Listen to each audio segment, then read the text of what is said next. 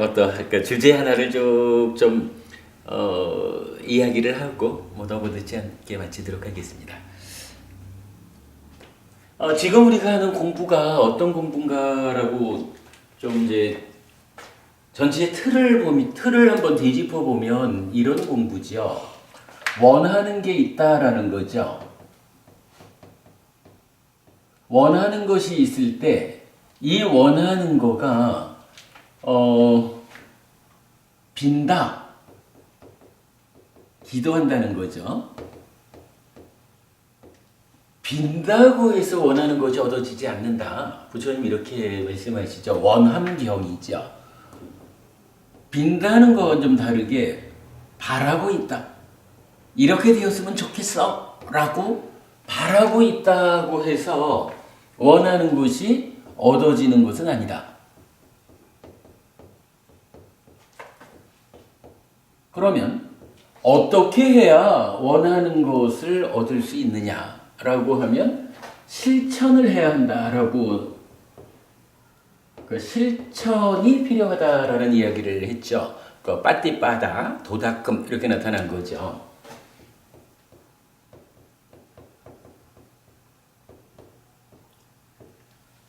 그래서 원하는 것을 얻기 위해서는 그게 얻어질 수 있는 도닥금, 실천을 해야지 내가 가질 수 있는 것이지 그거 주셔요라고 빈다고 해서 기도한다고 해서 얻어지는 거 아니고 그게 있었으면 좋겠어라고 바라고만 있다고 해서 얻어지는 건 아니다. 이 부분을 말해주고 있죠.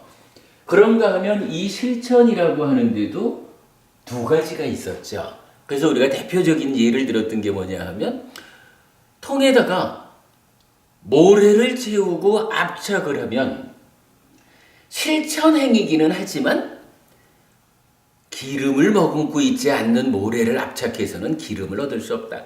요거 뭔가요? 실천행을 청정범행 이렇게 말할 때 이치에 맞지 않는 청정범행이지만 만약 이치에 맞지 않는 실천 이렇게 보면 되겠죠. 그러나 통에다가 참깨를 가득 채우고 압착을 하면 기름이 얻어지죠. 그거는 왜냐하면 기름을 머금고 있는 참깨를 압착하면 기름이 나온다라는 것은 세상 이치에 맞는 거죠. 그래서 이치에 맞는 실천 두 가지 실천이 있는 거죠. 그렇다면 결론적으로 원하는 것을 얻는 방법은 무엇입니까? 라고 하면 이치에 맞는 실천을 해야 합니다. 부처님 결론적으로 이걸 답으로 주신 거잖아요. 그리고 이러한 이치에 맞는 실천 방법은 구체적으로 무엇일까? 라고 할 때 요거에 대한 답을 부처님은 그 팔정도가 바로 그거다라고 답을 주셨던 거죠. 물론 이제 그 경전에서는 팔정도 이에 두 가지를 더 못해서 10가지 아라한이 되는 길 이렇게 나타나지만 우리가 이런 기본적으로 팔정도가 바로 이치에 맞는 도닥금 실천이다 이렇게 본 거죠. 이 팔정도라고 하는 것은 어떻게 시작하나요? 정견, 바른 견해로부터 바른 삼매, 정정 8단계로 구성이 되어 있어요. 부처님께서는 결국 이렇게 8단계로 구성이 되어 있는 팔정도야말로 원하는 것을 얻을 수 있는 이치에 맞는 실천 방법이다. 실천 행위다. 이렇게 알려주신 거죠. 그리고 그럼 결국 우리가 무언가 원하는 것이 있다면 살아서 건강하고 부자 됐으면 좋겠어. 이걸 얻는 방법도 팔정도일 거고 죽어서 더 좋은 세상에 태어났으면 좋겠어. 이것도 팔정도일 거고 내가 이제 더 이상 다시 태어나지 않는 태어났기 때문에 늙고 병들고 죽어야 되는 이런 윤회하는 삶을 벗어나야 되겠어. 이걸 얻는 것도 팔정도가 되겠죠. 그런 여러 등급을 가지는 원하는 것 중에 이제 우리가 새 출발 법회에서는 어떤 일을 하자라는 거였나요? 좀 높은 수준의 삶의 향상, 요 부분은 해피솔 법회를 통해서 깊이 공부하기로 하고, 일단은 해피솔 법회의 공부 성과를 좀 가져다가 부처님이 알려주는 결론적인 이야기만을 적용해가지고 쉽지만 어긋남이 없는 공부, 쉽지만 어긋남이 없는 신행.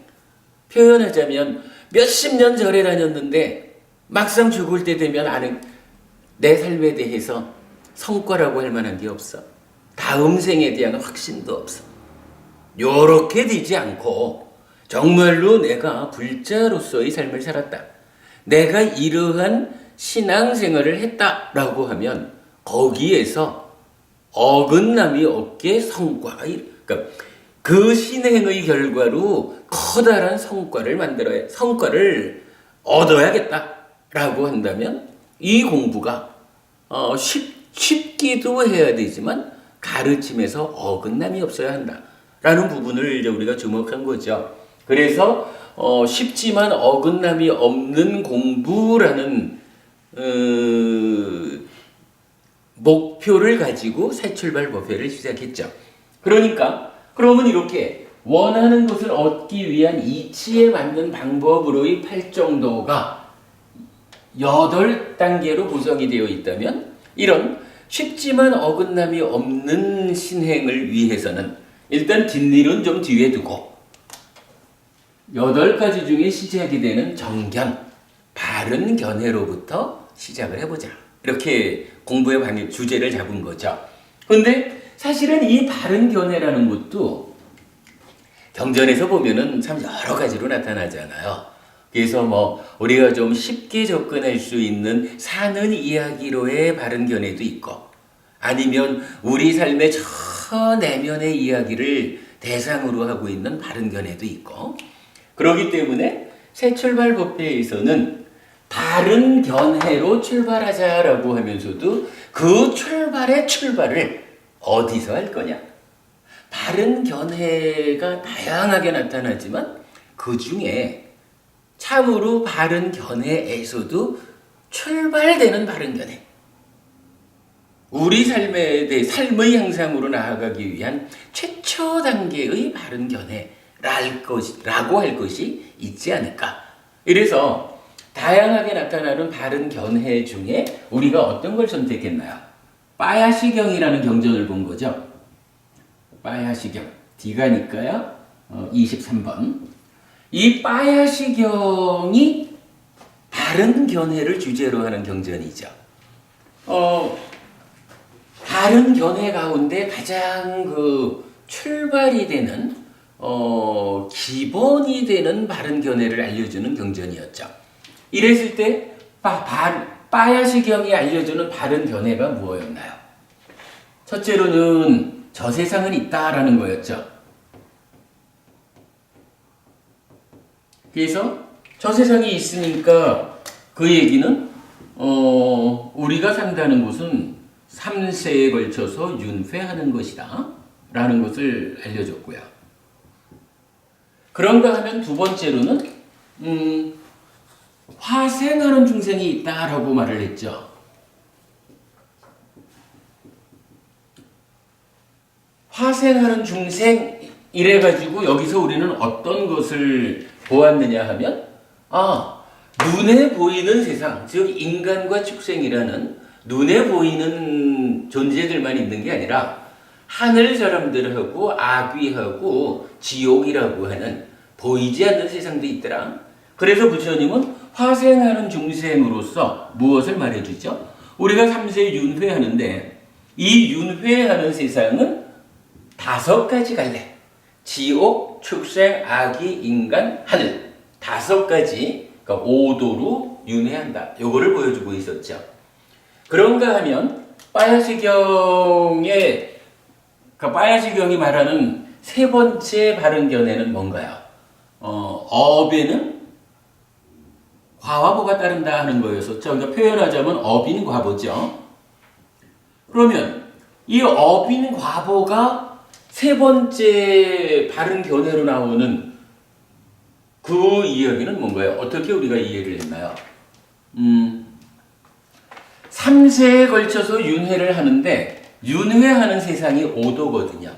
이때 그러면 다음 지금 살다가 내생이라고 하는 다음 생에 태어나야 되는데 이 다음 생에 태어남이 하늘에 태어날지 인간에 태어날지 악일지 짐승일지 지옥일지 요거 우리가 잘 모르죠. 이거 어떻게 하면 하늘에 태어나고 어떻게 하면 지옥에 태어날까? 요 부분 오도윤회하는 데에 그 갈 길을 정해주는 동력이 무엇냐? 이때 이거 뭐 사람들에 따라서는 창조주 하나님이 있어서 하나님이 너는 착하니까 하늘에 가라. 너는 잘못했으니까 지옥 가라. 요렇게 해주느냐 하면 부처님은 그거 아니라고 말하는 거죠. 바로 업인과보. 업을 원인으로 과와 보가 있다라는 이 행위에 따르는 법칙성이죠. 그래서 내가 살아있는 동안에 어떻게 업을 지었느냐, 어떤 행위를 했느냐 하는 그 행위를 동력으로 죽어서 어디에 태어나 하는 것이 결정된다 이거죠. 바로 어느 곳에 태어날지를 태어남을 결정하는 동력이 업이다 라는 것을 말해주는 거였죠. 여기까지 우리가 지난 시간까지 공부를 했죠. 그래서 원하는 것을 얻기 위해서 이런 과정을 거쳐가지고 바른 견해라는 하나의 주제를 보았고 그 주제 중에 가장 기본이 되는 바른 견해로 빠야시경이 말하는 세 가지 바른 견해 요 세 가지 견해라는 것을 정리해보면 이렇다라는 것을 이제 우리가 보게 된 거죠. 그러면서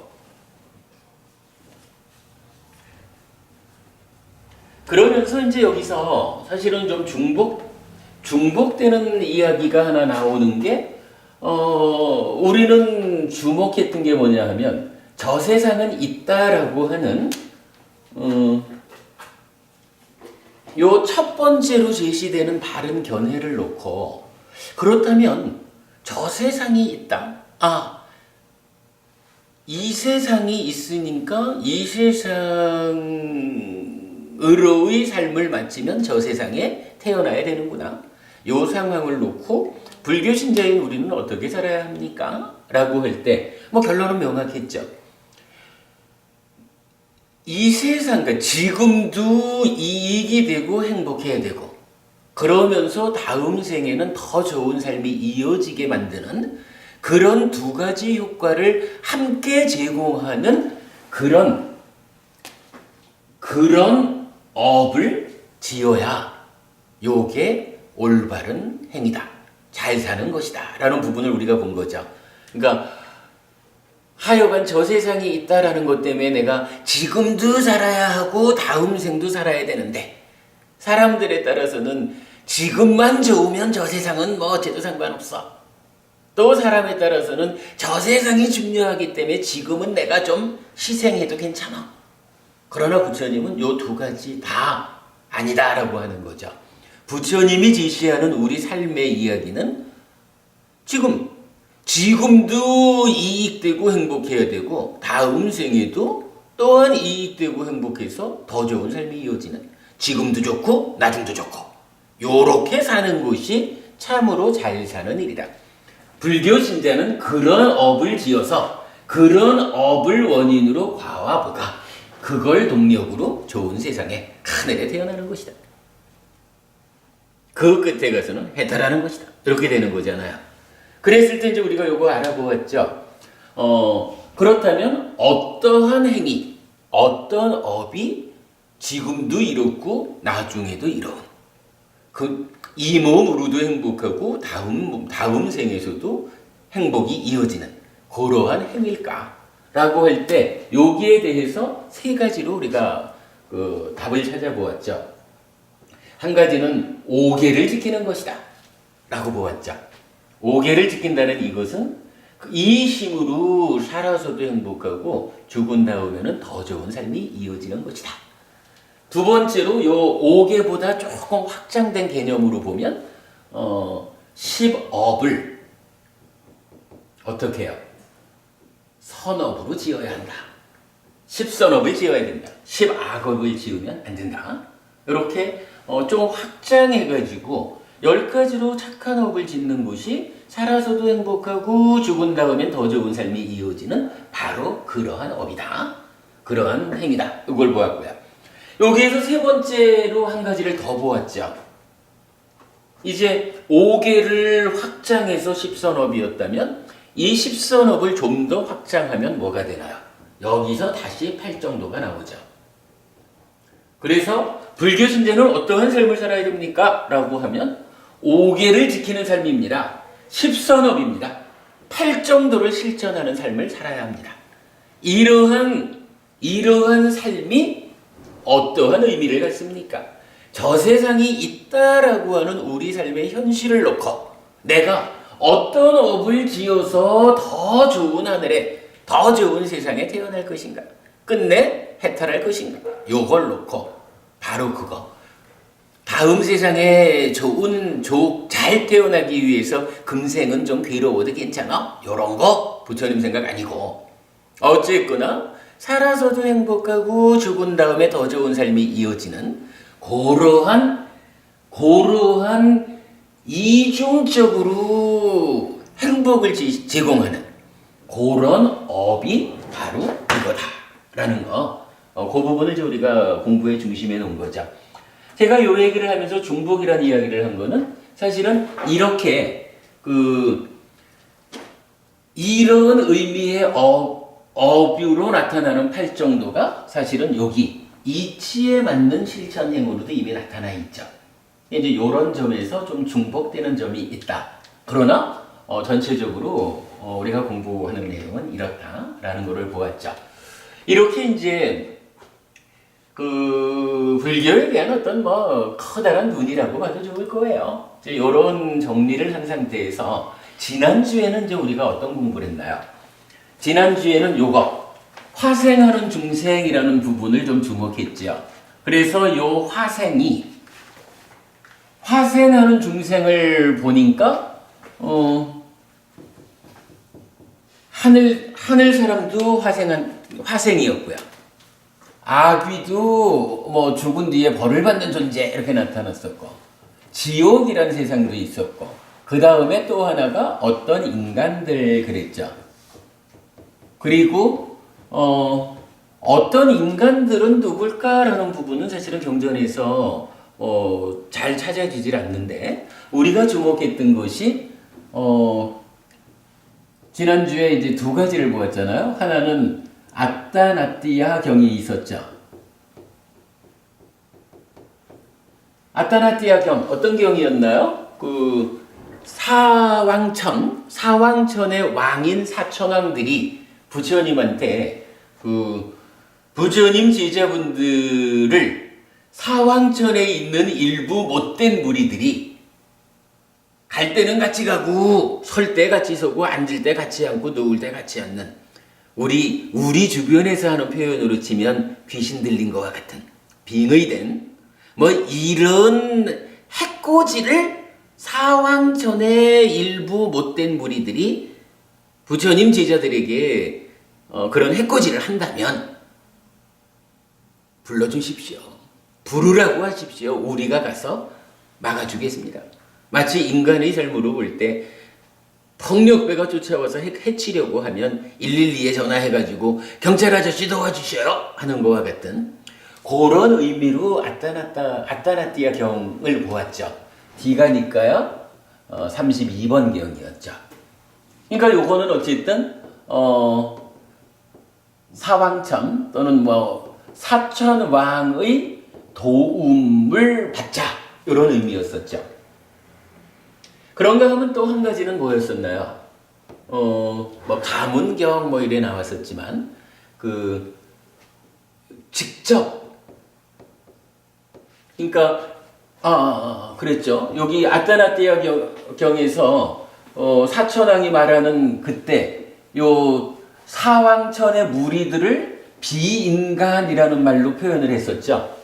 요 비인간이라고 하는 것을 우리가 요 어떤 인간들로 매치를 시켜가지고 이 비인간이 침입을 한다면 그 비인간의 침입에 대해서 어떻게 대응할까 하는 것을 본 거죠. 그래서 이 비인간의 침입에 대한 대응책의 1번이 아타나티아경에서 제시하는 아타나티아 보호주를 외워서 사천왕의 도움을 청하자. 그런 게 하나의 방법이었다면 또 한 가지는 이러한 비인간들하고 직접 대응하자라는 게 하나의 방법이 나왔었죠. 그래가지고 왜 여자들만 많고 남자는 적은 집에 밤손님이 오면 대응하기가 어렵지만 남자가 많은 집에 밤손님이 오면 대응할 수 있다. 뭐 이런 부분이라든가 날카로운 창을 손으로 어떻게 이걸 뭉뚱그려 보자라고 해도 잘 안 된다. 뭐 이런 부분이 있었죠. 그런가 하면 또 다른데 뭐 자해경 이쪽에서는 자해를 닦음으로써 비인간들이 나를 좋아하게 하자. 뭐 이런 방법도 있었죠. 어쨌든 비인간의 직접 침입에 대해서 직접 대응하는 방법이 하나 있었다고요. 이럴 때 직접 대응하는 방법, 내가 비인간보다 힘이 세지는 방법이 하나 있고 하나는 비인간이 나를 좋아하게 만드는 방법이 있었고 그런데 사실은 그 두 가지 케이스의 방법은 하나였었죠. 바로 자애를 닦는다. 자심해탈. 요 한 가지로 나타났었죠. 그래서 자심해탈 어쨌든 뭐 이 자애의 마음을 키워나가면 이 자애의 힘이 커지는 만큼 비인간보다 내가 힘이 세져가지고 막아낼 수 있고 자애를 닦아나가는 만큼 비인간이 나를 좋아해서 해코지 않게 하고 뭐 그런 두 가지로 나타났었죠. 지난주에는요 어떤 인간들을 아타나티아 경을 중심으로 해서 비인간의 침입이라는 측면에서 대응을 시켜봤고요. 이 비인간의 침입에 대해서 우리가 어떻게 대응할 것인가. 그래서 한 가지 사천왕의 도움을 받자. 한 가지 자해 수행을 통해 가지고 직접 대응하자.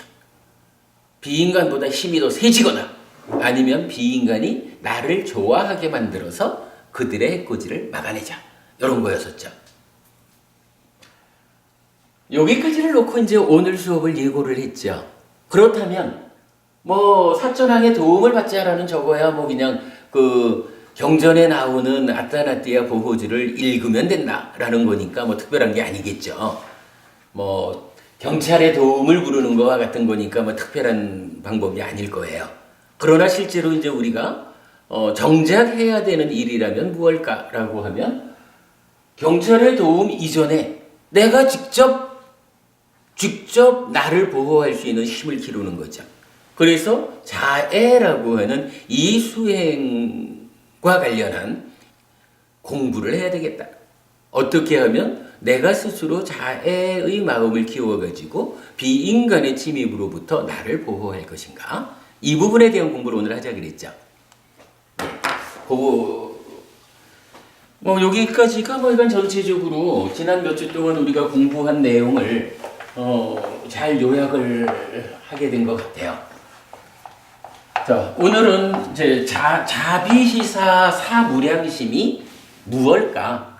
사무량심은 어떠한 공부일까? 하는 이야기를 보도록 하겠습니다.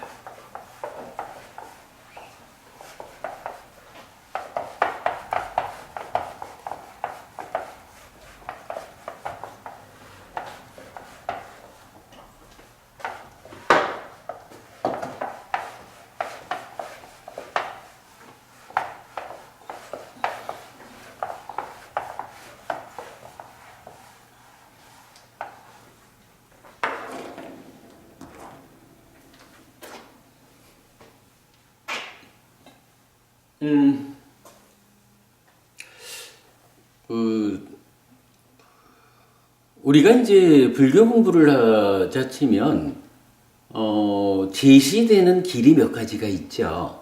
방금도 본 거지만 오계를 지키자라는 것도 불교 신자가 당연히 해야 되는 일이잖아요.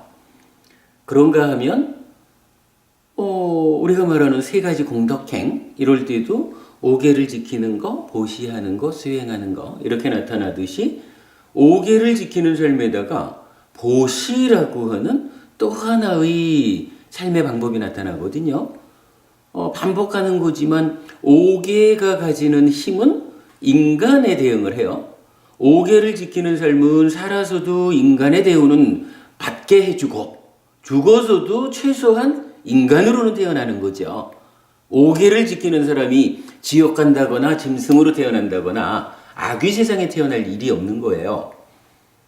그런가 하면 이제 보시라고 하는 것은 하늘 중에서는 좀 낮은 하늘이지만 욕계의 여섯 하늘과 대응을 하죠. 그래서 보시하는 삶을 한다라는 것은 살아서도 욕계 하늘 사람들의 행복을 맛보고 죽어서는 욕계 하늘에 태어나는 힘이 되는 거죠.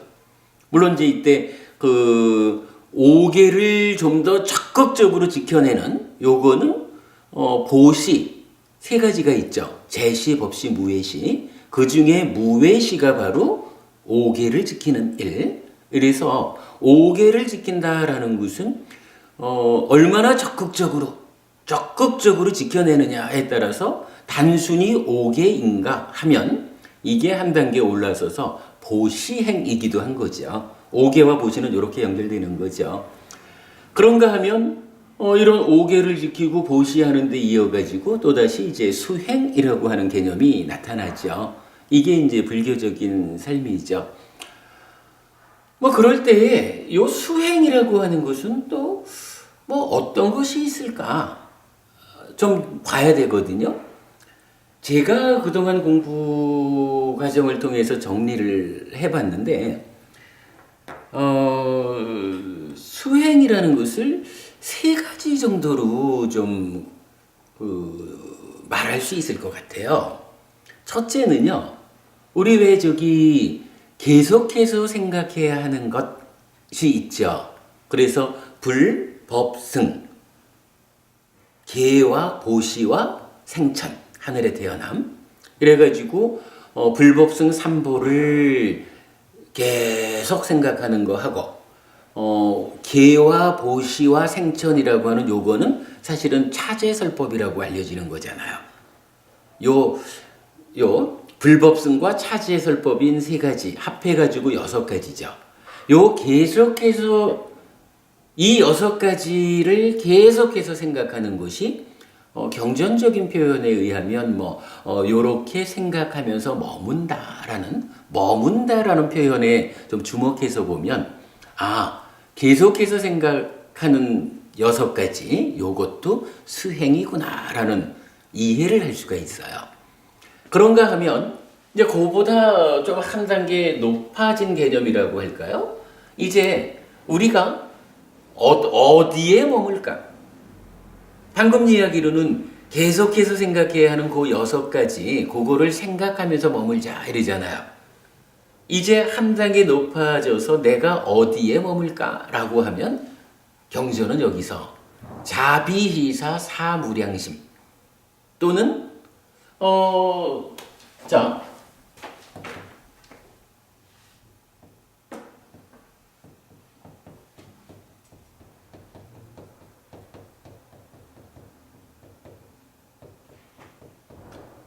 자비시사 네 가지를 사무량심이라고 부르잖아요.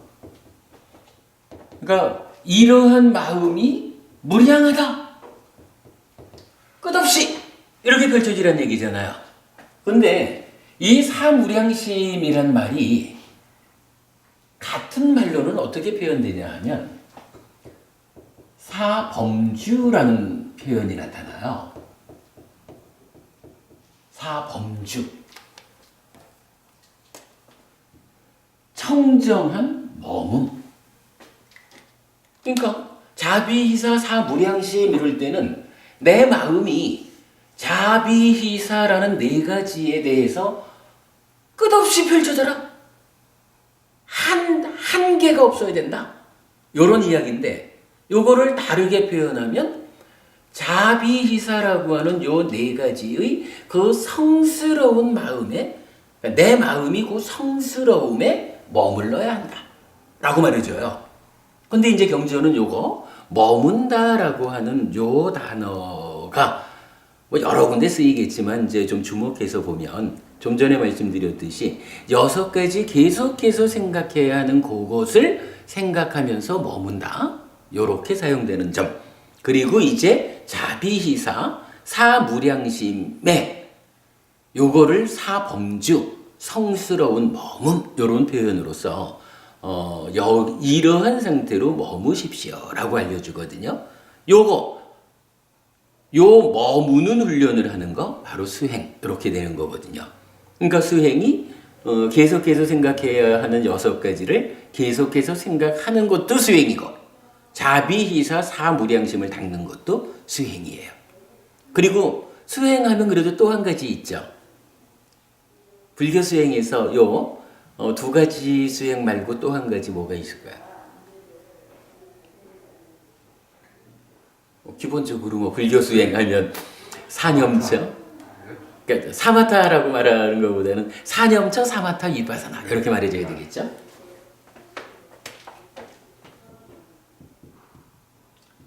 사념처를 닦아서 삼매에 들면 삼매 상태에서 사마타, 위파사나.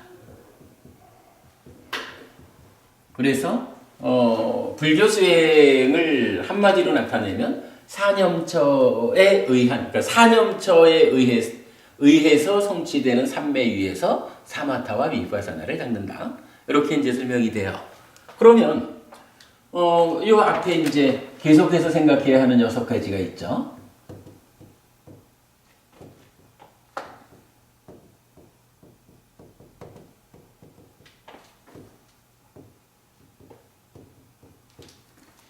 불법순, 개, 보시, 하늘에 태어남.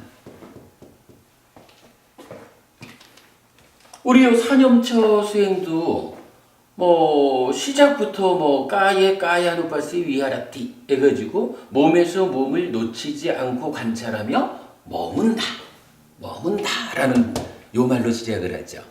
초선, 제2선, 제3선, 제4선이라는 이 삼매도 바른 삼매 또한 초선을 성취해서 머문다. 이제 이런 식으로 그 머문이라는 개념을 좀 주목할 필요가 있어요. 그래 어쨌든 이제 과연 우리가 어떻게 살아야 되나요? 라고 할 때 보면 3가지 공덕행, 그래서 5개를 지키자. 보시하자.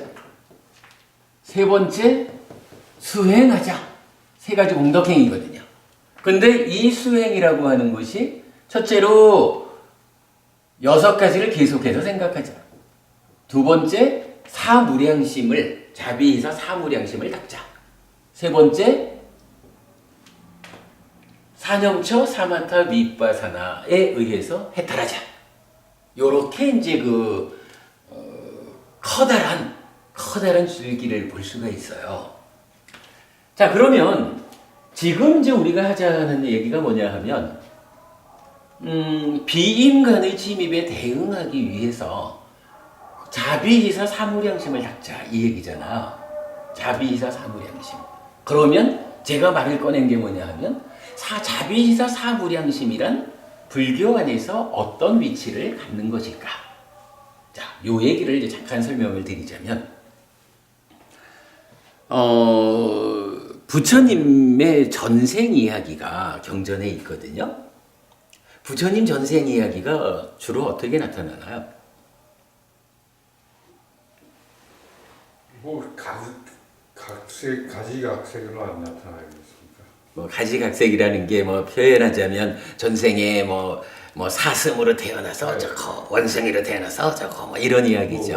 왕으로도 태어나고 뭐 도둑 또 뭐 이발사 뭐 그냥 다양한 과거가 나타나죠. 근데 이제 여기서도 사실은 우리가 하나 보아야 될 게 어떤 가르침을 공부의 기준으로 삼느냐라는 표현이 여기에서도 좀 적용이 돼요. 사실은 부처님 전생 이야기를 한 400몇십 가지 이렇게 모아놓은 책이 있죠. 자타카 본생담이라고 하는 소부니까야에 속한 경전이잖아요. 그래서 이제 그 경전에서는 부처님의 전생 이야기를 상당히 설화적, 신화적으로 나타내고 있어요. 그래서 뭐 사실은 많은 이야기가 그 전생에 축생으로 짐승으로 태어났던 이야기 이렇게 나타나죠. 근데 그게 사실 좀 애매함이 좀 있는 것 같은데 주목해야 되는 거는 사부니까야에는 부처님의 전생 이야기를 다루는 경전이 제가 지금 찾아놓은 게 7개인가 밖에 없어요. 전생 이야기를 다루는 경전이 몇 개 없어. 그런데 그 전생 이야기에 그 연결되는 중심 개념이 뭐냐 하면요. 부처님이 이렇게 말을 해요. 내가 전생까지는 깨달음이 완전하지 못해가지고 자비이사 사무량심, 자비이사 사범주를 닦아가지고 많은 중생들을 범천의 세상으로 인도했다. 요런 개념으로 나타나요. 물론 뭐 좀 다른 상황을 설하는 경전도 있지만 그러나 부처님 전생 이야기가 설해지는 경전의 그 중심 주제는 그렇게 봐야 돼요. 부처님이 근데 이거 부처님이 그 말을 할 만해요. 전생까지는 내가 깨달음이 완전하지 못해서 사무량심으로 범천의 세상으로 인도했다. 요 얘기가 타당해요. 만약에 내가 전생에 깨달음이 완전해서 이렇게 말한다면 깨달음이 완전하다 그러면 완전한 깨달음을 성취한 사람은 누구냐면 부처잖아요. 내가 전생에 부처 됐어? 이런 이야기거든. 그러니까 그거 안 맞잖아요. 그러니까 부처님이 전반적으로 그래요. 하여간 7개인가를 제가 이런 찾아서 지금 정리가 되어 있는데 중심 개념. 내가 전생까지는 깨달음이 완전하지 못해서 사무량심에 의해서 많은 대중을 범천의 세상으로 인도했다. 요거예요. 그러면서 이제 그 경전들의 마무리는 뭐냐 하면 그러나 지금이라는 게 뭐예요? 깨달음. 그렇죠. 부처된 지금이잖아요. 완전한 깨달음을 성취한 지금이거든요.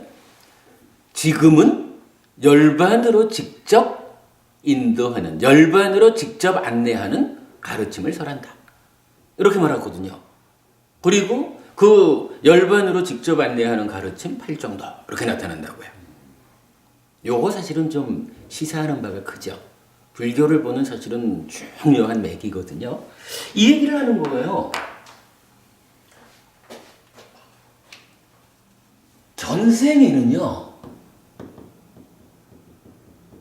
아직 부처를 이루지 못했어. 완전한 깨달음, 열반을 실현하지 못한 거예요. 그러다 보니까 할 수 있는 게 자비이사 사무량심을 닦아가지고 사범주를 닦아서 그 힘으로 사범주를 닦은 힘으로 범천의 세상으로 브라흐마 로카 이렇게 나타나죠.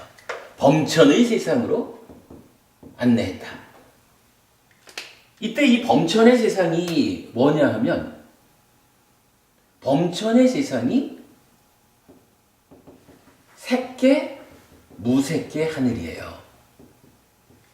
색계, 무색계라는 이 하늘 세상을 범천의 세상이라고 부르거든요.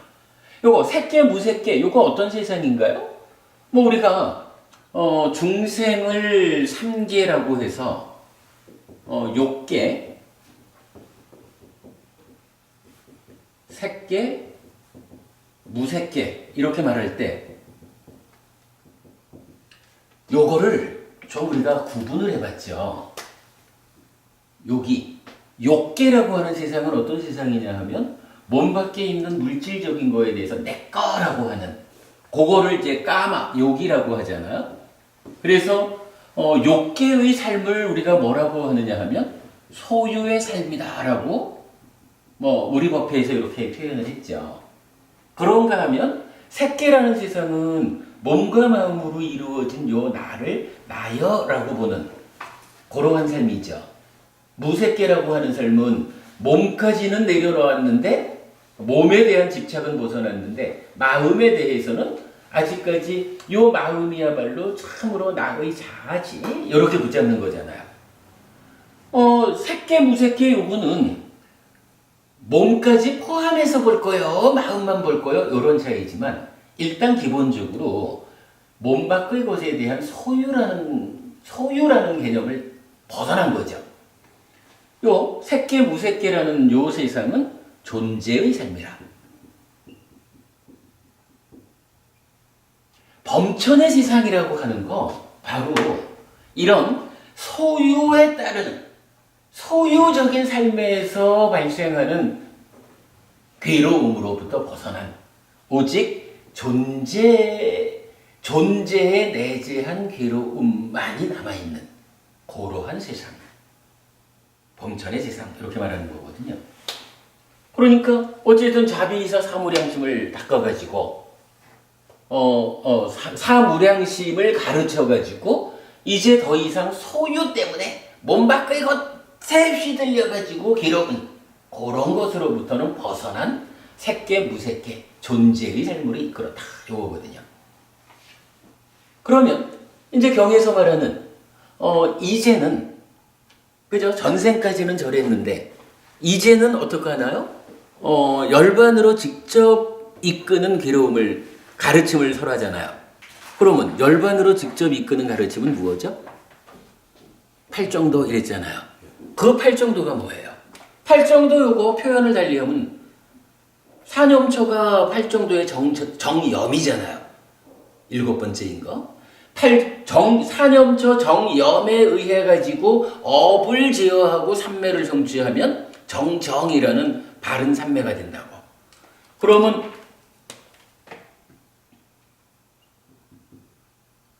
정염은 사념초는 정염이고 이것에 의해서 바른 삼매에 들죠. 이 바른 삼매에서 뭘 해요? 사마타 윗바사나를 통해서 번뇌를 소멸하잖아. 요 번뇌를 소멸하는 것을 누진 이렇게 말하죠.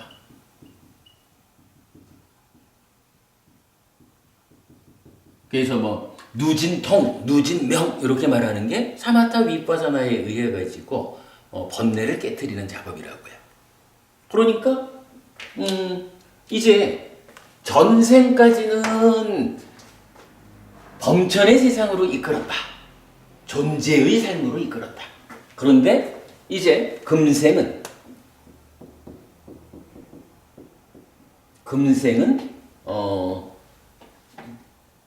이 방법, 즉 번뇌가 소멸된 누진한 요 상태가 뭐예요? 이게 바로 열반이잖아요. 무위구 열반이죠. 그래서 열반으로 직접 이끄는 가르침을 설한다. 이렇게 말하는 거거든요. 요걸 놓고 보면은 우리가 불교 신자가 해야 되는 세 가지 공덕행위 있습니다. 5계를 지키고 보시하고 수행해야 합니다. 근데 그 수행이라고 하는 것이 기본적으로 불법승 삼보하고 계와 보시와 생천이라고 하는 차지설법적인 이 6가지를 놓치지 않는 삶을 살아야 되고 그 가운데에서 우선은 소유의 삶을 벗어나서 존재의 삶으로 이끄는, 그래서 범천의 세상으로 이끄는 사무량심을 닦는 수행, 그리고 직접적으로는 열반으로 직접 이끄는 팔정도, 사념초 사마타 윗바사나라고 하는 이 방법으로 존재의 삶까지를 벗어나서 어떻게 돼요? 이제 이거는 해탈된 삶이죠. 불교가 궁극적으로 가는 것. 소유의 삶을 벗어나고 존재의 삶을 벗어나서 해탈된 삶으로 가는 거잖아요. 수행의 체계라는 게 이렇게 좀 정리가 되죠. 요런 그 전체적인 이해 가운데서 이제 비인간의 침입에 대해서 어떻게 대응할 것이냐? 라는 그 대응 방법으로 부처님은 요거 자비희사 사무량심을 닦아서 내가 비인간보다 힘이 세지거나 비인간이 나를 좋아하게 만들거나 그것으로서 비인간의 해코지에 능동적으로 대응하자 이렇게 말하는 거죠. 그래가지고 제가 이제 지난주에 그런 얘기까지를 좀 했죠. 경전은 자애라고 해서 자비이사 사무량심을 닦아가지고 비인간의 침입에 대응하라. 요게 비인간의 침입에 대응하는 힘이다. 이렇게 말해주는데 사실은 공부를 해보면 이런 이야기 하나는 숨어 있는 거예요. 만약에 우리가 사념처 수행을 해가지고 열반으로 직접 이끄는 이 수행을 하고 있다 하면 이거는 뭐예요? 이 자비이사 사무량심보다 한 단계 위에 있는 더 강력한 방법이거든. 자애를 닦아가지고 비인간의 침입에 대응할 수도 있지만 그것도 또 중요한 수행이고 당연히 우리가 함께 해야 되지만 그러나 또 한면으로는 직접 사념처 수행으로 들어가는 거야. 보세요. 부처님 전생에는 이런 열반으로 직접 이끄는 방법이 알려지지 않았잖아. 알려지지 않았기 때문에 범천의 세상으로 이끄는 자비이사 사무량심 밖에는 닦을 수가 없었거든. 근데 이제는 부처님에 의해서 이 방법이 알려져 있잖아요. 이 방법이 알려져 있기 때문에 이제는 축적하는 거라. 그래서 자해 수행을 닦아가지고 비인간의 침입에 능동적으로 대응하는 것도 좋은 방법이지만 또 하나 불교 신자의 아주 그 중심에 서 있는 방법은 바로 이거예요. 사념처 수행을 하는 거야, 직접. 직접 사념처 수행을 하면 자해를 닦아가지고 방어되는 그 효과가 자해보다 훨씬 강력한 힘을 닦아서 내가 확보하는데 못 막아낼까. 그죠? 분명히 이제 직접적인 방법 자해를 닦는다라고 하지만 사념처를 닦아가지고 내 삶의 힘이 훨씬 더 커지면 이거는 말할 것도 없다. 그러니까 이렇게 놓고 보면 결국 비인간의 침입에 대응하는 수행법은 이제 두 가지가 되는 거죠. 한 가지로는 자해 수행으로 직접 가는 방법이 있는가 하면 또 한 가지로는 사념처 수행이라는 그보다 좀 더 토대가 되는 더 강력한 수행을 직접 함으로써 더 강력한 힘으로 막아내는 그런 두 가지 방법이 있다 라고 말할 수 있겠죠. 한 10분만 쉬었다가 네. 요 이제 자비시사 이야기 이제 본격적으로 해보자. 그나저나 저기 요렇게 좀 보는 것도 의미가 있죠. 어떠셔요? 근데 저는 왜 저기 이제 사무량심하고 사념처를 이제 방법의 두 가지 방법이 있는데 사무량심, 사념처라고 하면 네. 이제 사념처가 한 단계 좀 더 위라고 말씀하셨잖아요. 그렇죠. 근데 그러면 사무량심 이 토대 후에 이제 뭐 그런 마음 자비이사 마음으로 저게 닦아지는 게 더 나은지. 그 얘기는 뭐 약간 좀 이따가 아마 좀 나와주신 건데 이런 이야기예요. 그렇다고 사무량심을 닦은 이후에 사념처를 하자 이런 개념하고는 좀 다르게 다르겠죠. 수행을 좀 체계적으로 볼 때 오늘 드린 자료에 보면 나와요. 일단 사념처 수행을 통해 가지고 바른 산매에 들어야 되잖아요.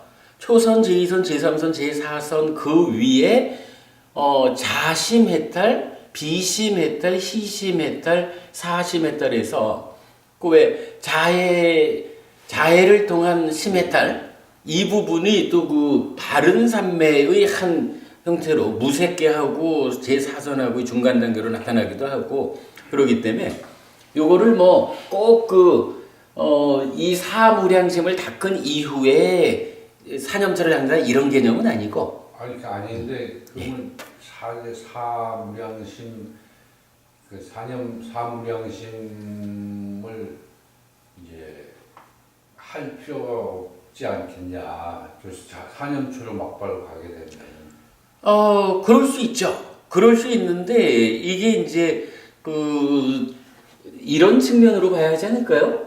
우리가 사념처를 바로 시작할 수 있지만 그래도 5계를 지키는 힘이 받쳐줘야 5계를 지키지 않으면서 우리가 보통 말하는 거로 어젯밤에 열심히 마셔놓고 오늘 아침에 수행하자 이래가지고 수행이 잘 안 나가잖아요. 수행을 바르게 하기 위해서는 5계를 지켜야 되잖아. 보셔야 되고 같은 맥락으로 사념처 수행을 잘 하려면 또 내 마음이 다른 사람들에 대해서 성내고 미워하고 그러니까 그러려면 그럼. 저기 사무량심에 대한 공부가 선행해야 된다. 뭐 그런 마음가짐이 있어야 사념초도 잘 되지 않겠느냐 이제. 그 얘기 조금 있다가 유사하게 좀 나올 거예요. 근데 이제 수행의 어떤 체계적으로 볼 때 사념처라는 것은 한면으로는 자애의 마음을 바르게 닦자라고 하는 것도 따지면 우리 사념처에서 그러니까 사띠가 분명하지 않으면 5계도 못 지키잖아요. 그러니까 우리 이런 거 아니에요. 내가 5계를 지켜야 하는데 5계를 깨뜨리고 있다라고 스스로 발견해내지 못하면 5계를 못 지키잖아. 내가 계를 어기고 있다라고 발견하는 그게 뭐냐면 사띠잖아요. 그러니까 사념초 수행에 의해서 사띠가 힘이 있어져야 내 마음이 몸과 함께 뭐 하고 있지? 요거 발견해가지고 5계도 지킬 수 있잖아. 뭐 요렇게 이게 다. 그러니까 왜 팔정도도 보면 정견 정사유에서부터 정정까지 가지만 계속 이게 순환되는 구조를 보여주잖아요. 그러니까 바른 삼매에 의해서 지혜가 올라가는 그게 또 정견이로 계속 이렇게 이제 돌면서 순환되면서 향상되듯이 요도 다 그런 맥락에서 봐야 되는 거죠. 뭐 그런 맥락으로 우리가 좀 접근하면 될 것 같아요. 근데 이제 그런 부분을 우리가 이해한다라고 치면 수행이라는 것이 불교 안에서 어떤 위상을 가지고 있느냐 하는 측면에서 요 표현 중요한 거예요. 부처님 전생에는 내가 깨달음이 완전하지 못해서 사무량심으로 범천의 세상으로 인도했다. 그러나 지금은 열반으로 직접 이끄는 그런 가르침을 전한다. 요 개념. 뭐 그럴 때 이런 사념처라는 것은 열반으로 직접 이끄는 가르침의 출발이기도 하지만 저거 없이는 이것도 안 되는 거죠. 뭐 그렇게 이해하시면 좋을 것 같아요.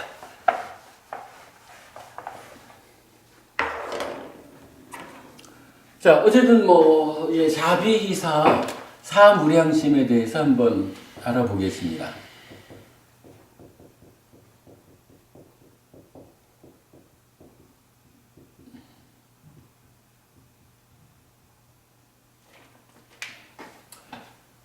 자라고 하는 건 뭐죠? 기본적으로 자,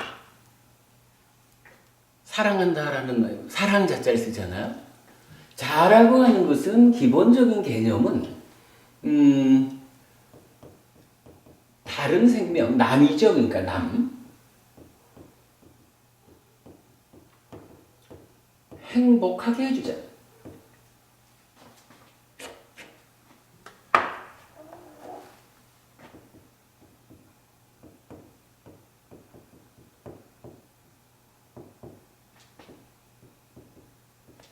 자심, 다른 생명을 행복하게 해주려는 마음. 내가 누구와 함께하면 그 누구가 나로 인해서 행복해지기를 바라는 이런 개념이죠. 그런가 하면 비라는 것은 그럼 자하고 어떻게 차이가 있나요? 어떻게 다를까? 요거는 다른 생명의 고통을, 괴로움을 덜어주려는 마음이에요.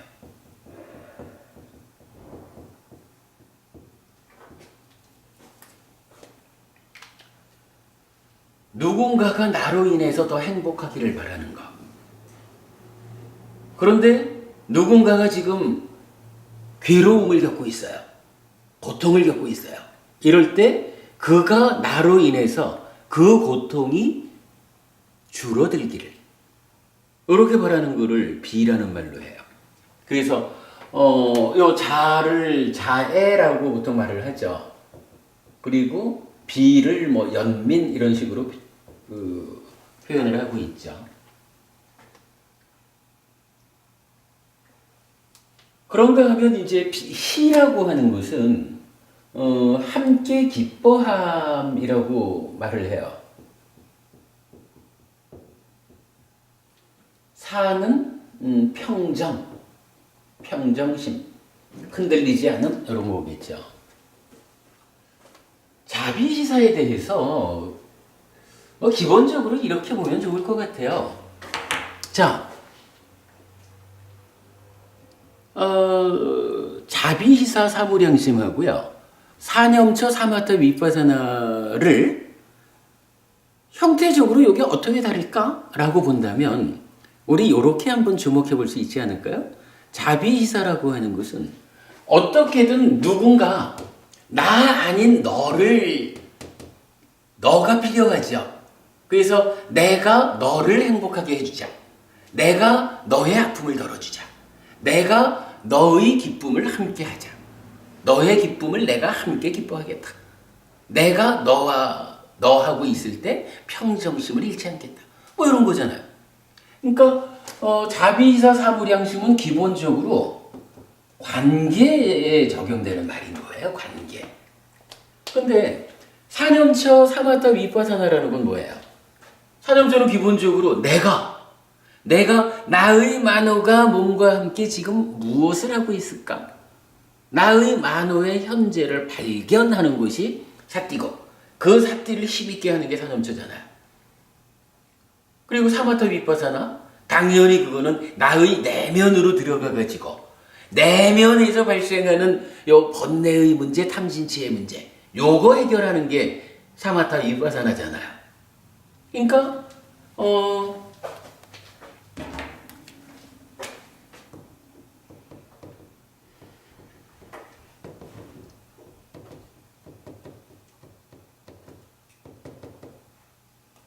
이거는 관계라는 것이 아니고 나의 그 사적인 것,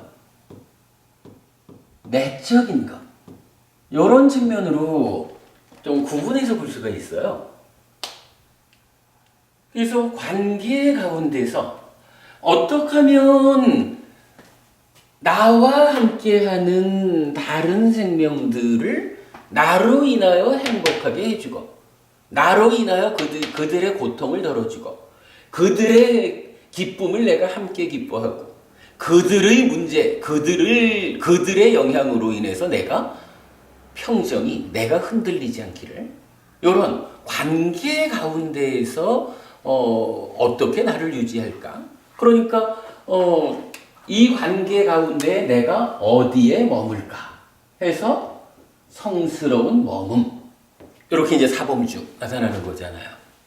관계라고 하는 측면에서 사무량심을 우리가 이해하자라는 거예요. 요거 이제 기본적으로 이렇게 좀 보아도 좋을 것 같아요. 요만큼을 잘라가지고 자와 비라고 하는 거는 어찌 보면 이렇게 순서가 있지만 사실은 동일한 거를 다른 측면에서 말한다, 이렇게 봐도 좋겠죠. 우리가 기본적으로 말할 때 모든 존재의 문제는 괴로움이잖아요. 부처님, 나는 오직 고와 고멸을 말한다, 이러거든요. 고와 고멸을 말한다고. 그런데 괴로움이 소멸한 요거를 뭐라고 해요? 요거를 행복이라고 하잖아요. 그죠? 고멸과 락이 다른 개념이 아니란 말이에요, 사실. 괴로움이라는 측면에서 그 괴로움이 줄어드는 측면을 말하면 괴로움이 소멸하고 있다, 요거고. 이거를 괴로움이 소멸하는 그 자리를 뭐라고 부르느냐라고 하면 락이라고 한다. 요거 제가 자주 요거 쓰는 표현이죠. 통 안에 괴로움이 가득 차 있다. 이거를 우리 어릴 때 물총처럼 밀어내면 괴로움이 빠져나간다. 그러면 괴로움이 빠져나간 이 빈자리를 뭐라고 할까? 빈자리니까 이거 고멸이잖아요. 괴로움으로 가득 차 있던 통에서 괴로움을 밀어냈거든. 괴로움이 소멸한 요 자리를 말하기를 락이라고 한다. 이렇게 말하는 거거든요. 그러니까 요거는 괴로움이 줄어들었습니다. 괴로움이 소멸한 요 빈자리, 요거를 그러니까 채우고 있던 괴로움이 없어졌다라고 말하면 고멸이고, 역으로 이제 괴로움이 비워진 그 자리를 뭐라고 부릅니까? 라고 하면 여기를 새롭게 채우는 것이 락이고, 고멸과 락은 그래서 같은 개념인 거죠. 괴로움이 줄어드는 만큼 행복이 늘어나는 것이다. 이렇게 말하는 거죠. 그러니까 사실은 자애라고 하고 연민이라고 하는 요 자와 비, 다른 생명을 행복하게 해주자. 행복하게 해주자. 요 락이죠. 고통을 덜어주자라고 하는 게 뭐예요? 이게 고멸이잖아.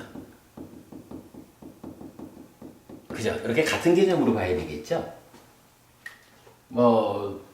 표현하기에 따라서는 그래도 자보다 비가 훨씬 더 강력한 이렇게 이제 표현을 하기도 하지만 따지고 보면 한 가지 어떻게든 내가 나와 함께하는 그대를 내가 괴롭지 않게 해줄게. 다르게 말하면 내가 그대를 행복하게 해줄게.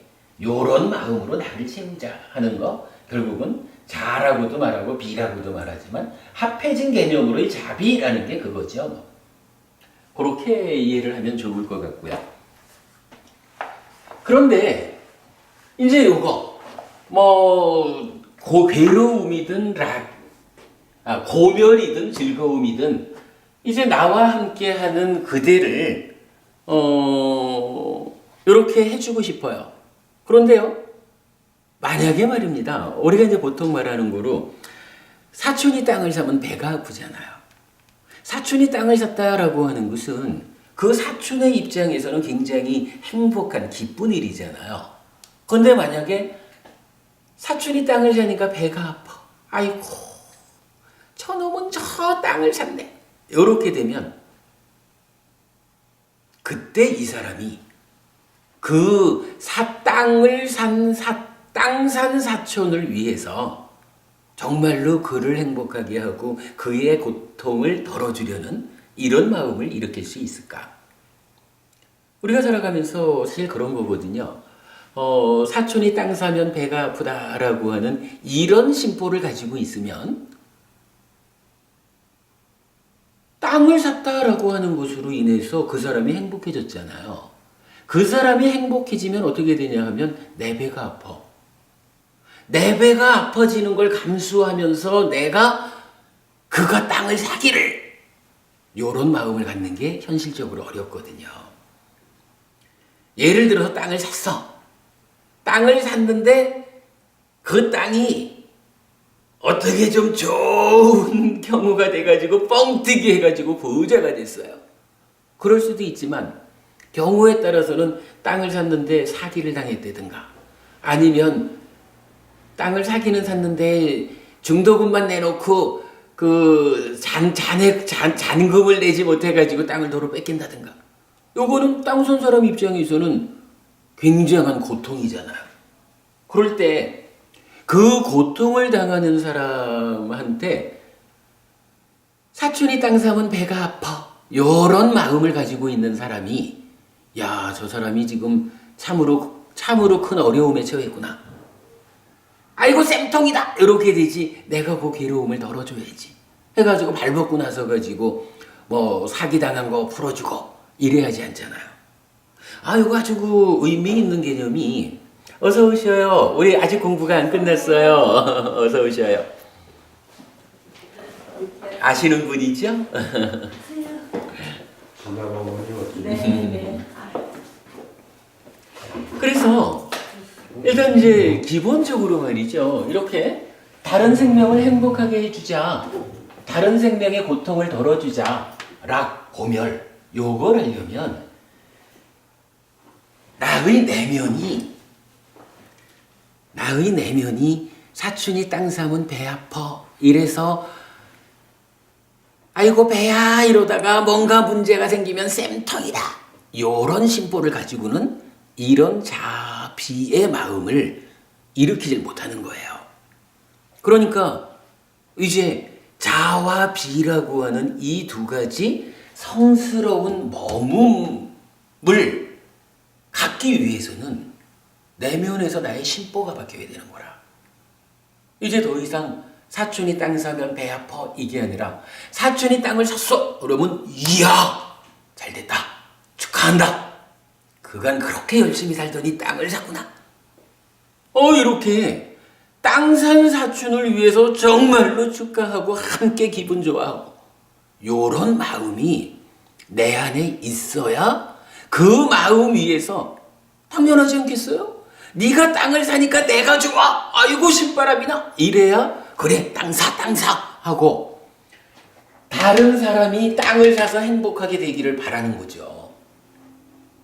땅을 샀는데 이게 좀 문제가 있어가지고 골치 아파 자칫하면은 생돈 날리게 생겼어 이러면 아이고 너 그러면 네가 그렇게 아픔을 겪으면 나도 힘들지 안 되지 하니까 나서가지고 네가 잘못돼서 사기를 당했을까 해서 해결도 해주고 뭐 이런 일이 가능하잖아요. 고통을 덜어주는 일 그거 분명히 아이고 쌤떡이다 이런 마음으로는 못하고 네가 땅을 사니까 내가 기쁘다 라고 하는 바로 그거죠. 뭐. 너의 행복을 함께 기뻐하는 이런 마음이 나의 내면에 있어야 이게 바탕이 되줘야 그 위에서 자와 비라고 하는 이런 성스러운 마음이 나타날 수가 있잖아요. 그러니까 자와 비라고 하는 락이냐 고멸이냐 하는 요 밑에 함께 기뻐한다라고 하는 이거 공감이라고 할까요? 어떤 동질성이라고 말할까요? 어떤 이제 이런 부분이 나타나는 거예요. 이렇게 함께 기뻐한다라는 개념으로의 시가 있는데 근데 요게 사실은 또 그렇게 쉽게 우리가 살아가면서 누구나가 다 어쨌든 나여라고 하는 이 자아의식 나라는 존재를 세워놓고 내 밖에서 나를 기준으로 내가 행복하기 위해서 존재하는 세상 모든 거 이런 개념으로 사실은 나와 남의 관계가 성립하잖아요. 그게 중생이잖아요. 그런 개념을 다 내려놓고 나면 그게 뭐예요? 무아를 실현해가지고 알아한다는 게 사실 그런 거잖아요. 그러니까 이게 참 쉽지를 않은데 이제 경전에서는 이런 자비를 실천하기 위해서 필요한 함께 기뻐한다라는 요 마음은 내 마음이 이제 나의 내면에서 나와 나 아닌 것이라는 어떤 구분 가운데에서 나를 우선적으로 보호하고 지켜내려고 하는 나의 중심 둔 이러한 삶에 묶여가지고는 함께 기뻐하는 일이 잘 안 된다고요. 그러니까 함께 기뻐하는 이런 토대를 만들기 위해서는 나의 내면에서 어떠한 이 상황들에 대해서 나를 중심에 놓고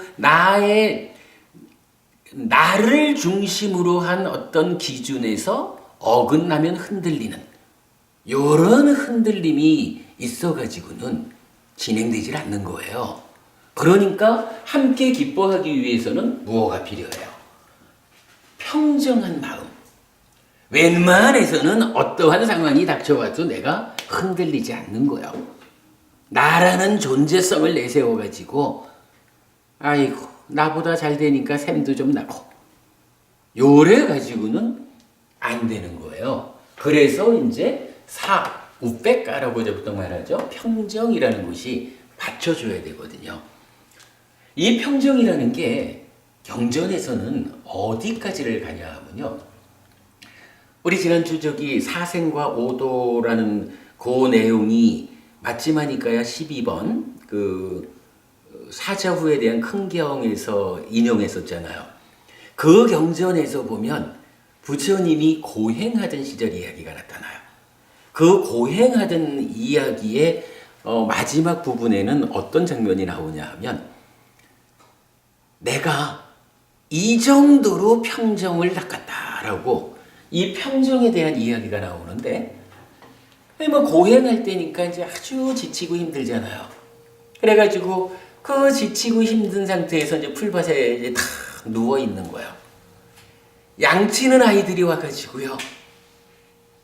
뭐 보니까 뭐 완전히 그냥 귀신 같은 게 하나 이제 쓰러져 있으니까 거기에다가 오줌도 넣고 침도 뱉고 심지어는 요거 풀을 딱 꺾어가지고 귓구멍을 쓰시고 콧구멍을 쓰시고 이러는 거예요. 이게 이제 참 수행한답시고 있다가 힘들어가지고 지쳐가지고 쉬고 있는데 누가 와서 그러면 그거 바로 화낼 일이잖아요. 근데 부처님이 내가 고행하던 당시에, 그러니까 보리수 밑에 앉기 전인 거죠. 바른 길, 바른 수행을 찾아오기 이전이지만 어떤 평정을 닦았느냐? 그런 평정을 닦았다. 그러니까 나라고 하는 것과 나 아닌 것과의 구분에 의해서 나를 중심으로 한 어떠한 이 구분, 보호 이런 개념, 남들이 어떤 행위를 하든지 거기에서 내가 흔들리지 않는 그런 평정을 닦았다라고 부처님 당신의 수행 과정을 말해줘요. 근데 어쨌든 자비희사 사무량심은 이렇게 함께 기뻐하기 위한 것의 토대로 이런 어떠한 상황에서도 내가 흔들리지 않는 평정심이 필요하다. 평정심이 유지되어야 그 위에서 참으로 그대에게 좋은 일이 있을 때 함께 기뻐하는 이러한 희라고 하는 마음이 가능하고 이 희라는 성스러운 마음이 생겨나줘야 그 위에서 자와 비가 실천된다. 이렇게 말하는 거거든요. 이게 그러니까 이렇게 올라가는 거예요. 그런데 이제 이렇게 자비희사가 설명은 되지만 현실적으로는 이거 사실은 거꾸로 가야 되죠. 우리가 자비희사 사무량심을 닦자라고 하면서 그 완성된 경지가 있어야 그 위에 하나씩 쌓인다. 이렇게 하면 이거 뭐 못 가는 거잖아요. 그러니까 우리가 실제로 수행을 하는 것은 제일 표면에 있는 일부터 해서 닦아 내려가는 거죠. 그러니까 우리 사무량심 수행할 때 보통 어떻게 하나요? 우리 자해 수행할 때 보면 내가 행복하기를 해서 나 자신에 대해서 행복하기를 먼저 시작하고 그러면서 이제 나의 행복에서 행복한 대상, 행복의 범위를 차츰차츰 키워나가잖아요. 뭐 내가 행복하기를, 내 가족이 행복하기를, 내 친구가, 내 친척이 행복하기를 이러면서 키워 나가가지고 모든 사람들이 행복하기를, 모든 생명들이 행복하기를 이렇게 키워나가는 거잖아요. 그거는 이렇게 봐야 되는 거예요. 기본적으로 사무량심은 이렇게 올라가는 구조를 가지고 있는데 뭐 이렇게 올라가는 구조를 완성의 상태를 가지고 우리가 수행할 수는 없잖아요. 이런 상태를 실현하기 위해서는 이제 위에서부터 내려와야 되는 거죠. 그러니까 위에서부터 내려오는 과정을 제시해 주는 게 수행이죠. 사실은 이 사념처 사마타 윗바사나라고 하는 이 수행도요. 이 수행의 완성은 뭐냐 하면 번뇌가 소멸되는 거잖아요. 번뇌가 완전히 소멸되면 어떻게 하잖아요? 탐진치가 안 일어나잖아요. 물론 뭐 치라고 하는 것은 번뇌를 포함한 거지만 그러니까 탐이라고 하는 요 탐이 일어나지 않는 삶이 실현되는 거잖아요. 그러면 거기에서 뭐 아라한의 삶이 번뇌가 뿌리 뽑혔기 때문에 더 이상 탐이 일어나질 않아. 탐이 없는 일상의 삶은 100% 십선업이 지어지는 거예요. 뭐 요게 요러한 수행의 완성된 거거든요. 여기 가려면 어떻게 해야 돼요? 번뇌가 완전히 제거된 이러한 삶을 실현하자라고 하려면 번뇌를 직접 없애는 일로 들어가지 못하잖아요. 가장 위에서 오계를 지키는 일로부터 몸과 말의 행위를 단속하고 보시하는 일을 통해 가지고 만호의 행위 중에 간탐을 제어하고 이제 사무량심을 닦아가지고 만호의 행위 중에 진애라고 하는 부분을 단속하고 그러한 위에서부터 단속하는 과정을 거쳐 내려와야 밑에 가서 탐을 제거하고 번뇌를 소멸해서 완성하잖아요. 그래서 이제 우리가 자주 쓰는 표현으로 번뇌라고 하는 속옷을 갈아입으려면 속옷부터 갈아입질 못하는 거예요. 속옷을 갈아입으려면 겉옷부터 벗어야 속옷을 갈아입고 다시 겉옷을 입잖아요. 요렇게 마찬가지 자비희사라고 하는 것도 이 네 가지 성스러운 마음이 의미하는 것은 이렇게 사무량심에서부터 시작해가지고 의미가 갖추어지는 거라. 그러나 이거를 우리가 실현하지 못한 이 상태를 실현하려면 위에서부터 하나씩 닦아 내려가야 한다라는 거 그렇게 좀 설명을 하죠. 자 저기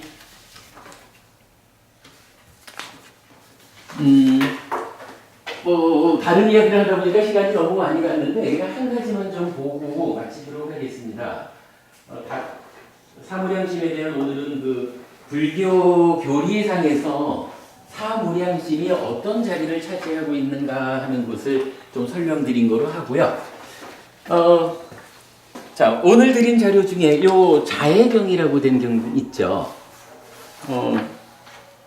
그래요. 요 자해경에 보면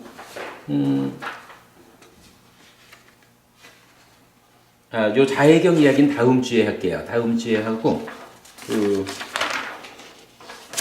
오늘은 그냥 한 가지만 좀 보고 마치겠습니다.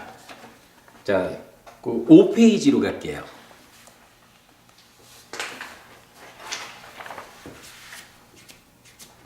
(5페이지) 가면 단인자니경이라고 맞지마니까요 97번 경이에요. 요거 이제 범천에 태어나는 법이란 그 주제를 포함하고 있어요. 우리가 저기 대원법부님 좀 전에 보았지만은 자비희사 사무량심이 어떠한 공부냐라고 하면 부처님 아직 깨달음이 불완전해서 전생에 깨달음이 불완전했기 때문에 사무량심 수행을 통해서 많은 대중을 범천의 세상으로 이끌었다. 이렇게 말하는 부분이었잖아요. 부처가 된 지금은 열반으로 직접 이끄는 가르침을 설한다. 요 차이가 있었죠. 자, 단인자니경에서 이제 범천에 태어나는 법을 말해줘요. 요거 우리 지난주 공부했던 오도윤회라고 하는 부분을 포함해가지고 요 경이 아주 재밌게 말해주고 있어요. 한번 읽어볼게요. 사리푸타 존재하고 단인자니라는 바라문하고 간의 대화입니다. 단인자니여, 이를 어떻게 생각합니까? 지옥과 축생의 모태 중에 어떤 것이 더 낫습니까? 우리 오도윤회 중에 가장 밑에가 지옥이고 그 바로 위에가 축생이죠. 그러니까 지옥 갈래요? 짐승세상에 태어날래요? 진화법원님 우리 두 군데 다 가면 안 되죠. 그치? 두 군데 다 가면 안 되지만 예를 들어서 둘 중에 하나를 꼭 가야만 한다 라고 하면 지옥 갈까 축생 갈까 요 얘기죠. 지옥보다는 그치? 바로 그 얘기인 거예요. 그러니까 이제 이건 세상이 생겨먹은 이야기를 이렇게 이제 해주는 거죠. 사리푸타 존자시여, 지옥보다는 축생의 모태가 더 낫습니다. 조금 덜 고생스럽죠. 요 얘기죠. 단인자니여, 이를 어떻게 생각합니까? 축생의 모태와 악귀의 영역 중에 어떤 것이 더 낫습니까? 사리푸타 존자시여, 축생의 모태보다는 악귀의 영역이 더 낫습니다. 대원법원님 우리 요거 공부한 거지만 보통 일반적으로 알고 있듯이 악귀라고 하는 세상이 짐승 세상보다 더 나쁜 세상이다. 지난번에 우리 보통 그렇게 안 하나? 저기 지옥, 악귀, 축생 이렇게 알고 있죠. 근데 니카야는 그렇게 말을 안 해줘요. 요경전 말고도 우리 지난주에 봤던 사자후에 대한 큰경, 거기에서도 오도의 그러니까 5가지 윤회하는 길에 대해서 부처님 아주 직접적인 표현을 해주시거든요. 그런데도 보면 예를 들어서 짐승 세상에 태어나는 것은 똥구덩이에 빠지는 거라면 아귀 세상에 태어나는 것은 쨍쨍하는 그 햇살 밑에서 땀 흘리는 사람이 나무 밑에 가기는 갔는데 이 나무가 이파리가 별로 없어. 햇볕을 별로 막아주지 못해. 요거 차이가 있죠. 똥구덩이에 빠지는 것보다는 좀 덜 괴롭다. 요렇게 해서 아귀가 그러니까 부처님이 알려주는 이 세상의 모습은 지옥 위에 축생이라. 그 위에 아귀고 그 위가 인간이고 그 위가 하늘이고 이렇게 약간 5가지 정해지거든요. 지금 요 경전도 그 순서대로 그 질문이 진행이 되는 거예요. 사리푸타 존자시여 축생의 모태보다는 아귀의 영역이 더 낫습니다. 단인자니여 이를 어떻게 생각합니까? 아귀의 영역과 인간의 영역 중에 어떤 것이 더 낫습니까? 사리푸타 존자시여 아귀의 영역보다는 인간의 영역이 더 낫습니다. 단인자니여 이를 어떻게 생각합니까? 인간의 영역과 4대 왕천 중에 어떤 것이 더 낫습니까? 사리푸타 존자시여 인간의 영역보다는 4대 왕천이 더 낫습니다. 이제 여기부터 욕계의 6 하늘이 나타난 거죠. 단인자니여 이를 어떻게 생각합니까? 4대 왕천과 33천 중에 어떤 것이 더 낫습니까? 사리푸타 존자시여 4대 왕천보다는 33천이 더 낫습니다. 단인자니여 이를 어떻게 생각합니까? 33천과 야마천 중에 어떤 것이 더 낫습니까? 사리푸타 존자시여 33천보다는 야마천이 더 낫습니다. 단인자니여 이를 어떻게 생각합니까? 야마천과 도솔천 중에 어떤 것이 더 낫습니까? 야마천보다는 도솔천이 더 낫습니다. 이를 어떻게 생각합니까? 도솔천과 화락천 중에 어떤 것이 더 낫습니까? 도솔천보다는 화락천이 더 낫습니다. 화락천과 타화자재천 중에 어떤 것이 더 낫습니까? 화락천보다는 타화자재천이 더 낫습니다. 자, 욕계의 6 하늘을 다시 알려주죠. 사왕천이 있고요. 그 위에 33천, 도리천이라고도 부르죠. 그리고 그 위가 야마천. 그 위에 도솔천은 우리가 좀 많이 낯익죠. 그 부처님 어머니가 부처님 태어나시고 일주일 만에 돌아가시죠. 그리고 도솔천에 태어났다. 이렇게 말하는 하늘이죠. 또는 부처님이 이 땅에 오시기 전에 도솔천에서 호명보살로 마지막 전생을 보냈다. 이렇게 알려진 세상이죠. 그 위에가 화락천. 그리고 욕계 하늘 중에 가장 높은 하늘로 타화자재천. 자, 여기까지 욕계 하늘이고요. 욕계 하늘 소유의 삶이다. 이렇게 알려지죠. 단인자니여 이를 어떻게 생각합니까? 타화자재천과 범천의 세상 중에서 어떤 것이 더 낫습니까? 범천의 세상이라고 사리푸타 존자께서는 말씀하셨습니다. 범천의 세상이라고 사리푸타 존자께서는 말씀하셨습니다.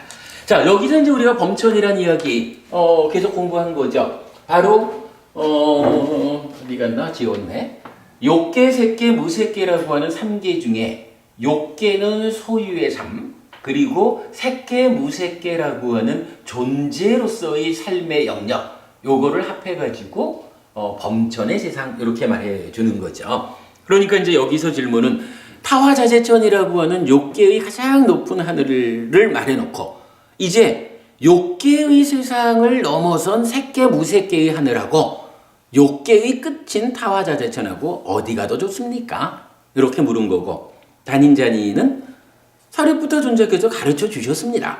범천의 세상이 더 좋은 세상이라고 가르쳐 주셨습니다. 배워야 합니다. 이렇게 말하는 거죠. 그러자 사리푸타 존자에게 이런 생각이 들었다. 참으로 바라문들은 범천의 세상에 확고한 믿음이 있다.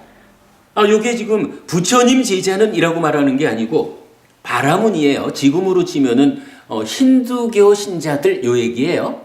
그러니까 힌두교 신자 중에 사제계급인 바라문들은 범천의 세상, 해탈된 삶을 아직 보지 못하고 색계 무색계라고 하는 높은 하늘 세상에 대해서 깊은 믿음을 가지고 있다. 이 얘기죠. 나는 단인자니 바라문에게 범천의 일원이 되는 길을 설해야겠다. 단인자니여 나는 그대에게 범천의 일원이 되는 길을 설하겠습니다. 그것을 듣고 잘 작의하십시오. 나는 설하겠습니다. 그러겠습니다 존자시여라고 단인자니 바라무는 사리푸타 존자에게 대답했다. 사리푸타 존자는 이렇게 설했다. 단인자니여 어떤 것이 범천의 일원이 되는 길입니까? 단인자니여 여기 비구는 자애가 함께한 마음으로 한 방향을 가득 채우면서 머뭅니다. 그처럼 두 번째 방향을, 그처럼 세 번째 방향을, 그처럼 네 번째 방향을 가득 채우면서 머뭅니다. 이와 같이 위로 아래로 옆으로 모든 곳에서 모두를 자신처럼 여기고 모든 세상을 풍만하고 광대하고 무량하고 원한 없고 진애 없는 자애가 함께한 마음으로 가득 채우고 머뭅니다. 단인자니여 이것도 범천의 일원이 되는 길입니다. 요 얘기 뭔가요? 지금 자애라는 게 뭐냐 하면 다른 생명을 행복하게 해주려는 마음이잖아요. 그리고 우리가 그냥 자애 이러는 게 아니라 자무량심 이러면은 이 자애를 닦아가지고 이제 그냥 내 마음에 나는 다른 사람을 행복하게 해주고 싶어. 단순히 이런 바램 정도를 가지고 있는 게 아니라 이 자애의 마음이 무량하게 존재하는 모든 생명들이 행복하기를 이런 내 마음이 한계 없이 모든 생명들에게 펼쳐져 있다 이런 이야기잖아요. 물론 내 마음이 직접 전달되는 개념은 아니지만 그러나 내 마음을 어떻게 형성합니까? 모든 생명들이 참으로 행복하기를 바라는 이 자애로서 가득가득 나를 채웁니다. 이런 이야기죠. 그래서 지금 이제 지금 읽은 이야기가 뭐냐 하면 구체적으로 자비희사 사무량심을 어떻게 닦는 겁니까? 요거 수행이니까 닦아나가야 되잖아요. 그냥 자무량심이 무엇다? 다른 생명을 행복하게 해주려는 마음이고 그걸 가득 채우는 게 자무량심이다. 그걸로 인해서 마음이 해탈하는 거 자심해탈이라고 한다. 요렇게 알아서 되는 게 아니라 실제로 내가 자애의 마음을 닦아서 수행을 해서 내 마음 상태를 그러한 상태로 바꿔야 되는 거잖아요. 그 자애의 마음을 닦아나가는 방법이 이렇게 설명되는 거예요. 경에서는. 다시 한번 볼까요? 자애가 함께한 마음으로 즉 모든 생명이 참으로 행복하면 좋겠다라는 이러한 마음으로 한 방향을 가득 채워요. 동쪽을 가득 채워요. 두 번째 방향 남쪽을 가득 채워요. 세 번째 방향 서쪽을 가득 채워요. 네 번째 방향 북쪽을 가득 채워요. 동서남북을 그러한 마음으로 가득 채우는 거라. 그러한 가운데 위로 내 위라는 공간도 그러한 자애의 마음으로 가득 채워요. 아래도 나의 아래쪽도 가득 채워요. 옆으로 동서남북의 중간 방향까지도 그렇게 이야기했죠. 그러면서 이제 핵심적인 이야기가 이거죠. 모든 것에서 모두를 자신처럼 여겨요. 아까 우리가 여기서 자비이사 사무량심은 관계의 측면에서 설해지는 수행이다. 사념처 사마타 윗바사는 사적이고 내적인 나의 내적인 성숙이라면 자비이사 사무량식은 나와 나 아닌 것 간의 그 관계를 최선의 상태로 만들어감으로써 사실은 관계 때문에 생겨나는 나의 괴로움을 방어하는 이런 개념이잖아요. 그러니까 이제 이러한 사무량심을 모든 방향으로 자애를 가득 채우자라고 할 때는 근본적으로 내가 나 아닌 것들과의 이 관계에서 우리가 아까 평정이라는 말도 그래 했지만 내가 나 아닌 것과 라고 하는 구분 가운데에 이런 마음을 키워나가는 게 어려운 거예요. 그러니까 부처님 명확하게 한마디 이렇게 해주잖아. 내가 나 아닌 것과의 관계를 맺는 건데 나 아닌 이 존재들을 어떻게 보라고? 그 존재들을 모두 나인 것처럼.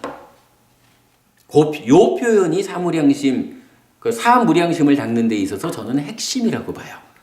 모든 곳에서 모두를 자신처럼 여긴다. 그래서 모든 세상을 풍만하고 강대하고 무량하고 원한 없고 진해 없는 자애가 함께한 마음으로 가득 채우고 머뭅니다. 요게 자애의 마음을 닦는다라는 거고, 이 마음이 닦여져 가지고 정말로 모든 존재들을, 그러니까 모든 곳에서 모두를 나처럼 여기고 행복하기를 바라는 그런 상태가 자무량심, 이렇게 되는 거죠. 그걸로 인해서 내 마음이 탐에서 벗어나면 자심해탈, 이렇게 알려주는 거죠. 요 부분 사무량심 수행을 이해하는 데 있어서 가장 중요한 내용 같아요. 자, 넘어갈게요. 다시 단인자니여 해서 이제 동일하게 연민, 함께 기뻐함, 평온, 평정이 함께한 자비희사 사무량심을 그렇게 닦아요. 그리고 요 네 가지가 바로 색계 무색계라고 하는 높은 하늘에 태어나는 범천의 일원이 되는 길이다라고 알려주는 거예요. 물론 이제 우리가 분명히 아는 거지만 이렇게 범천의 일원이 되는 수행과 별개로 이제 관계의 영역이 아니라 나라고 하는 주체의 문제, 사적이고 내적인 이 내면의 성숙을 통해서 아라한되는 이러한 불교 수행의 완성은 범천의 일원, 색계 무색계 하늘에 태어나는 것을 추구하는 게 아니라 아예 그런 존재로부터 벗어나는 해탈된 삶을 추구해가는 거죠. 그러니까 완전한 깨달음을 성취하기 이전의 가르침과 완전한 깨달음을 성취한 지금의 가르침의 차이를 이렇게 알려준다 하는 거 다시 보면 되겠죠. 자, 마무리 이제 한번 읽어보고 마치겠습니다. 사리푸타 존자시여, 이제 제 이름으로 세존의 발에 머리 조아리고 세존이시여, 단한자니 바라무는 중병에 걸려 극심한 고통에 시달리고 있습니다. 그가 세존의 발에 머리 조아려 절을 드립니다 라고 문안을 드려주십시오. 그러자 사리푸타 존자는 단한자니 바라문을 낮은 범천의 세상에 머물게 한 뒤 그에 대해 아직 할 일이 더 있음에도 불구하고 자리에서 일어나 나갔다. 그때 단인자니 바라문은 사리푸타 존자가 떠난 지 얼마 되지 않아서 임종하여 범천의 세상에 태어났다. 그때 세존께서는 비구들을 불러서 말씀하셨다. 비구들이여, 사리푸타는 단한자니 바라문을 낮은 범천의 세상에 머물게 한 뒤 그에 대해 아직 할 일이 더 있음에도 불구하고 자리에서 일어나 떠났다. 그러자 사리푸타 존자는 세존을 뵈러 갔다. 뵈러 가서 세존께 절을 올리고 한곁에 앉았다. 한곁에 앉아서 사리푸타 존자는 세존께 이렇게 말씀드렸다. 세존이시여, 단한자니 바라문이 중병에 걸려 극심한 고통에 시달리고 있습니다. 그가 세존의 발에 머리 조아려 절을 드립니다. 사리푸타여, 그런데 그대는 왜 단한자니 바라문을 낮은 범천의 세상에 머물게 한 뒤 그에 대해 아직 할 일이 더 있음에도 불구하고 자리에서 일어나 나왔는가? 세존이시여, 그것은 참으로 바라문들은 범천의 세상에 확고한 믿음이 있다. 나는 단한자니 바라문에게 범천의 일원이 되는 길을 터려야겠다라는 생각에 들었기 때문입니다. 사리푸타여, 단한자니 바라문은 임종하여 범천의 세상에 태어났다. 여기 이제 한 가지 애매한 것은 낮은 범천의 세상에 태어났다라고 나와요. 이때요, 낮은이라는 게 범천의 세상이 표현하자면 색계 무색계 하늘이니까 높은 무색계에 태어나지 못하고 낮은 색계에 태어났다, 이 얘기를 하는 건지, 아니면 사실은 부처님의 제자라면 이러한 색계 무색계 범천의 세상으로 안내할 게 아니라 완전히 열반이라고 하는 해탈된 삶으로 안내를 해줘야 되는데, 사리푸타 존자가 이 바라문들은 범천의 세상에 대해서 확고한 믿음이 있으니 범천의 세상으로 안내해주자, 이래가지고 따지자면 그러니까 완성된 깨달음에 의한 길을 열반으로 직접 이끄는 요걸 가르치지 않고 한 단계 아래의 길로 안내를 했잖아요. 그 부분을 지적한 건지 잘 모르겠어요. 그러니까 원전에 보니까 신하라고 해서 이제 왜 대승 소승 이렇게 말할 때 그 히나야나, 그러니까 마하야나 대승, 시나야나 소승 이렇게 표현하잖아요. 그 신하라는 말을 써서 분명히 낮은 범천이라고 원전이 말을 했죠. 그런데 이제 요게요, 그 낮다라는 의미가 하여간 범천 가운데 낮은 건지, 해탈된 삶에 비해서 낫다라는 건지는 제가 잘 모르겠어요. 뭐 그거 그냥 참고하시고 일단 사물양심과 관한 그 좀 포괄적인 이야기 오늘 알아봤고요. 다음 주에 사념초에 대한 좀 더 직접적인 공부. 그러니까 요거 10업 사실은 이제 10가지 업을 우리가 정리를 해보면 그 업에서 오계와 보시와 사물양심과 내면으로 들어가서 사마타 비파사나라고 하는 수행의 전체 영역에 의해 가지고 단계적으로 삶의 문제를 해결하는 것이 불교 교리가 이제 그 설명해주고 있거든요. 다음 주에는 그 부분으로 들어가서 오늘 공부보다는 조금 쉬운 이야기 진행하도록 하겠습니다.